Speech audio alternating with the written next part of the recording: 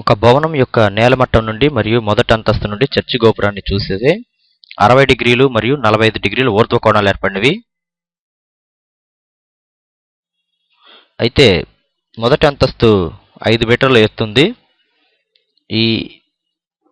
దీని నుండి చూసినప్పుడు ఏర్పడిన ఈ చర్చి గోపురం యొక్క ఎత్తుని ఎంత అనేది ఈ రెండు కోణాల నుంచి కనుగొనమని ఒక ఎత్తు దూరాల లెక్క ఇక్కడ ఇవ్వబడింది.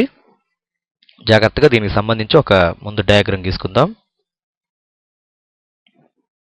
రెండు కూడా ఒకే నేల మీద ఉన్నాయి.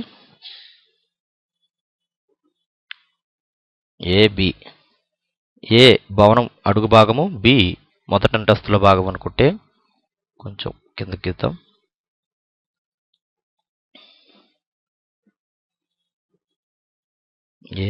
బి ఇది చర్చి శిఖరం ఎత్తు అనుకుంటే డి అవుతుంది. ఈ హైట్ మనకు తెలీదు, హెచ్ అనుకుందాం. ఇక్కడ నుంచి ఈ బిందువు కూడా ఈ అనుకుందాం. కింద నుంచి చూసినప్పుడు 60 డిగ్రీల ఊర్ధ్వ కోణం, పైనుంచి చూసినప్పుడు 45 డిగ్రీల ఊర్ధ్వ కోణం ఏర్పడినవి. ఇది 5 మీటర్లు ఉంది. ఏబి ఈజ్ ఈక్వల్ టు భవనం మొదటి అంతస్తు,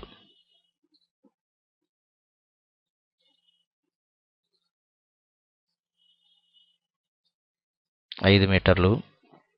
సిడి చర్చి శిఖరం ఎత్తు, ఇది మనకి హెచ్ మీటర్లు అనుకుందాం, తెలీదు. ఇక్కడ AC is equal to BE is equal to సమానంగా ఉంటాయి. ఏసీ బిఈ సమానంగా ఉంటాయి, ఎందుకంటే ఇవి రెండు కూడా ఇక్కడ దీర్ఘచతురస్రంగా ఏర్పడుతుంది. ఇక్కడ 90 డిగ్రీలు, ఇక్కడ కూడా 90 డిగ్రీలు ఉంటుంది. కాబట్టి దీని నుంచి మనం ఇప్పుడు కావలసిన కోణాలని చూసుకుని దాంట్లో ట్యాంజెంట్ ప్రకారంగా ఎత్తు దూరాలు కనుగొందాం. మొదటిగా ట్రయాంగిల్ ఏసిడి, ఒక నిమిషం, ఏసిడి తీసుకుందాం. దాంట్లో tan 60 డిగ్రీలు ఈజ్ ఈక్వల్ టు ఎదుటి భుజము బై పక్క భుజము. tan 60 డిగ్రీలు √3 అవుతుంది విలువ. ఎదుటి భుజం అంటే సిడి బై పక్క భుజం అంటే AC, that is equal to H by AC అవుతుంది. క్రాస్ మల్టిప్లికేషన్ చేస్తే ఏసీ కిందకి √3 వస్తుంది. AC is equal to H by √3. ఇది ఒకటో ఈక్వేషన్ అనుకుందాం. అలాగే ట్రయాంగిల్ బిఈడిలో గోపురం పైన మొదటి అంతస్తు దగ్గర నుంచి ఉన్న దాంట్లో ఇక్కడ tan 45 డిగ్రీలు తీసుకుంటాం. కోణం 45 డిగ్రీలు ఉంది. ఇక్కడ ఎదుటి భుజము బై పక్క భుజం వస్తుంది. అంటే tan 45 డిగ్రీలు ఈజ్ ఈక్వల్ టు 1. ఎదుటి భుజం ఈడి బై పక్క భుజం ఈబి. క్రాస్ మల్టిప్లికేషన్ చేస్తే ఈబి ఈజ్ ఈక్వల్ టు ఈడి అవుతుంది.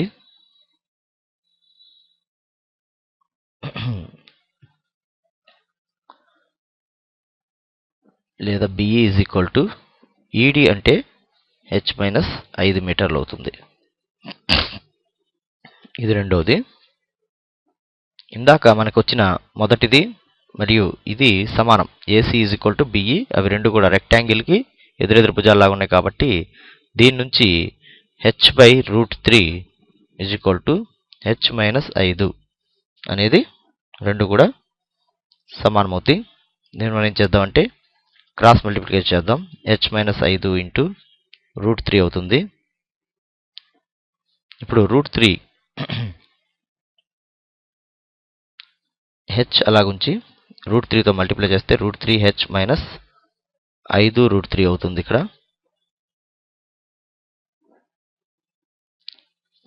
√3 హెచ్ మైనస్ 5 √3ని అటువైపు తీసుకెళ్దాం. √3h minus h is equal to 5√3 అవుతుంది.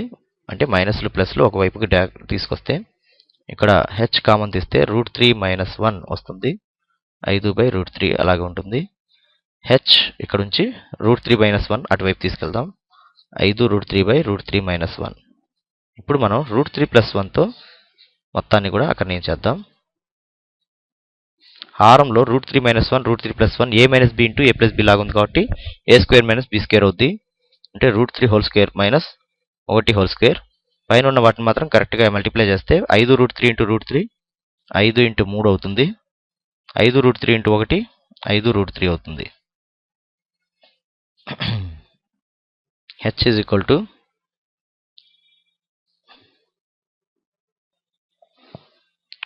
ఇక్కడ 5 3 15 ప్లస్ 5√3 బై 3 స్క్వేర్ అంటే 3 మైనస్ 1 అంటే 15 ప్లస్ 5 ఇంటూ √3 విలువ 1.732 వేద్దాం బై 2. 15 ప్లస్ 5 ఇంటూ 1.732 మల్టిప్లై చేస్తే సుమారు 8.660 అవుతుంది బై 2. దీన్ని మొత్తం కూడితే 23.660 బై 2. 2తో దీన్ని భాగిద్దాం. 2తో భాగించినప్పుడు ఒకసారి 2 పోతుంది. 3 ఒకసారి పోయి 1 మిగులుతుంది. పాయింట్ పెట్టుకుంటే 16 అంటే 8 సార్లు 3 0 సుమారు. దేర్ఫోర్ h చర్చి శిఖరం ఎత్తు సుమారుగా 11.83 మీటర్లు ఉంటుంది. క్యాల్కులేషన్ చేసేటప్పుడు కొంచెం జాగ్రత్తగా చేయాలి.